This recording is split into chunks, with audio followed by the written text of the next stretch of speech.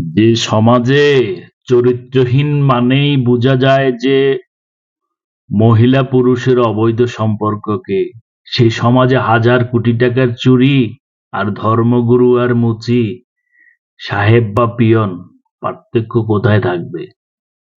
সমাজকে তো একটাই চরিত্রহীনতার মূল একটাই দেখাই দেওয়া হয়েছে। আসলে ওইটা কিন্তু সারা বিশ্বে তেমন একটা মুখ্য বিষয় নয়, ওইটা ধর্মীয় দৃষ্টিতে মুখ্য বিষয়। আর চরিত্রহীন বলতে আমরা অবৈধ মেলামেশাকেই বুঝি। আসলে কি তাই? হাজার কোটি টাকা চুরি করে ফেলা, জোর জবরদস্তি করা, খুন করা, মানুষ মেরে ফেলে দেয়া, অবৈধ জমি দখল করা, কূটকৌশল করা, প্রতারণা করা, এগুলাকে চরিত্রহীনতায় আমরা কল্পনা করি না। সেটাই হলো আমাদের সমস্যা। চরিত্রহীন চরিত্রের বৈশিষ্ট্য আগে বের করতে হবে।